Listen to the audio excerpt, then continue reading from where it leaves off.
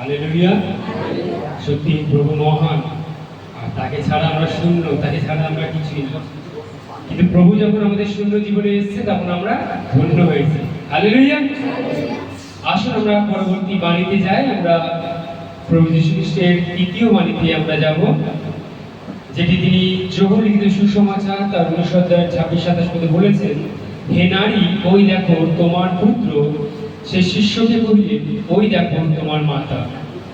এই বাণী প্রচার করার জন্য, যেটি কর্তব্য পালনের বাণী, সেই বাণী প্রচার করার জন্য আমি বোন মাম্পি পাশওয়ানকে ডেকে দেব।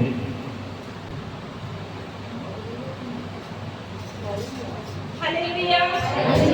জয় যিশু। প্রভুকে ধন্যবাদ করি।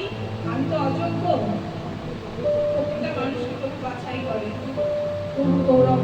তাই আজ আমি প্রভু যিশুর ক্রুশের ওপর সেই দ্বিতীয় বাণীকে বলবো।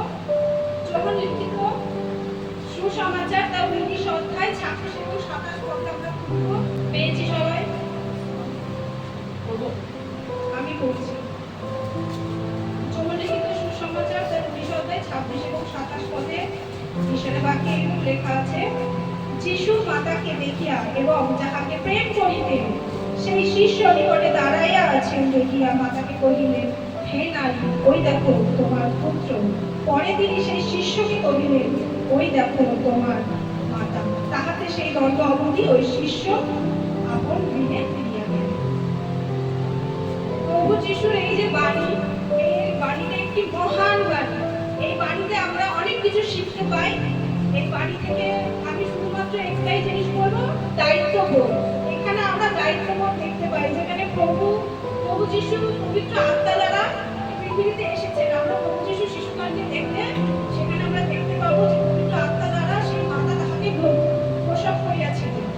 তাই সেই ক্রুশেতে যখন প্রভুকে দেয়া হয়েছিল, সেই ক্রুশের ওপর তীব্র যন্ত্রণা, অনবরত তার শরীর থেকে তীব্র রক্ত বেরোচ্ছে, যন্ত্রণার মধ্যে মাথায় কাটার মুকুট দেওয়া হয়েছিল এবং সেই শরীর থেকে রক্ত ঝরছে। নিচের লোকে দাঁড়িয়ে থাকা লোকেরা তাকে নিন্দে করছে, তার শিষ্য তাহাকে অপমান করেছিল, তার সাথে বেঈমানি করেছিল। সেই অবস্থাতেও তিনি তার মায়ের ভবিষ্যৎ নিরাপত্তার কথা এবং যত্নের কথা তিনি চিন্তা করেছেন। তিনি এতটাই মহান।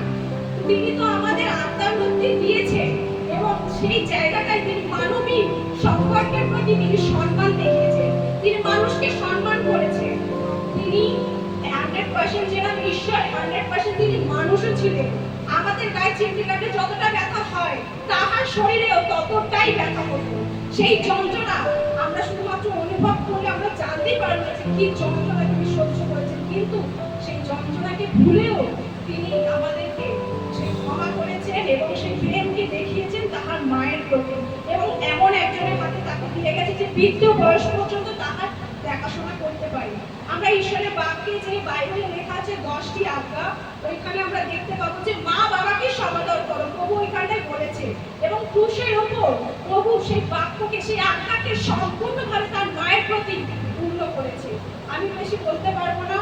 আমি প্রভুকে ধন্যবাদ করি যে প্রভু শুধুমাত্র আমাদের শারীরিক মুক্তি দেননি, আত্মার মুক্তি দিয়েছে এবং মানবিক সম্পর্কের প্রতি আমাদেরকে ভালোবেসেছে। সূর্য ভাই আগের সপ্তাহে বাক্য দিয়েছিল যে 1000টা মায়ের প্রেমকেও যদি আমরা এক করি, ঈশ্বরের প্রেমকে আমরা পূর্ণ করতে পারবো না।